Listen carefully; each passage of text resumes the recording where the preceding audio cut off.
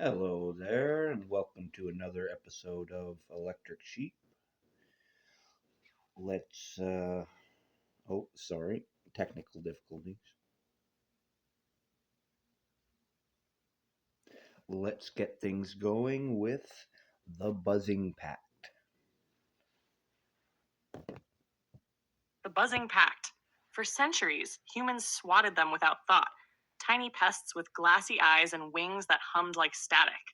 Flies. Annoyances. Disease carriers. They had no names, no language, no dignity. But evolution doesn't ask permission. It began in a lab outside Geneva. Dr. Julia Moreau had been experimenting with quantum neural stimulation on insects, trying to map decentralized intelligence in hives and swarms. Her latest test subjects were a colony of common houseflies, Musca domestica. She laced their sugar water with engineered nanosynaptic clusters, particles designed to enhance pattern recognition and memory. No one expected results. Then came subject F23. F23 started avoiding traps. Then it began recognizing faces, then symbols. It taught others. The colony changed. Swarming became pattern. Buzzing became code. Yulia didn't notice at first, but her assistant Omar did. "They're watching us," he whispered one morning, pointing to a perfectly symmetrical formation of flies on the window, spelling something that made her freeze. "Hello." By the end of the month, the entire lab was under lockdown. Funding poured in. The flies, now calling themselves the swarm, communicated through tiny bioencoded pulses and swarm glyphs. They requested nutrient gel and more lab space. They answered questions. In 3 weeks, they had taught themselves English.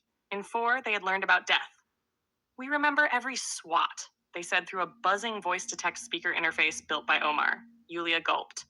"You mean you remember dying?" "No. We remember others. We are many. One dies, we adapt. You have called it hive mind. But that word is crude. We are continuum." The UN stepped in. Some demanded extermination. Others wanted to uplift the flies further.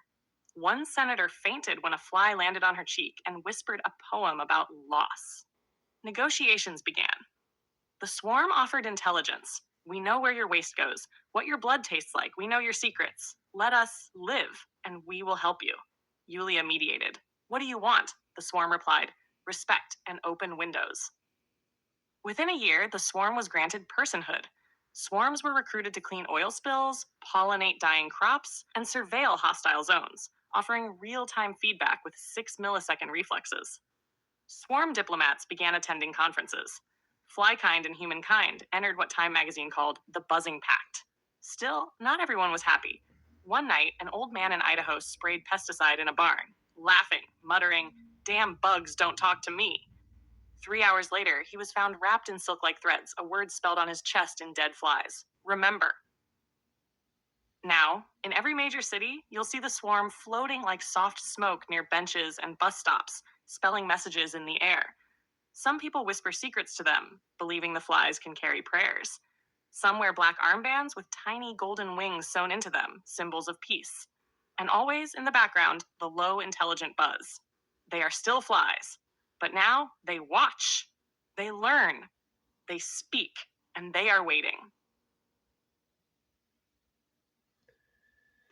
Well, there's lots that can be said about that story because lots happened in it, but I don't want to take too much credit because that came off a very small prompt on my part.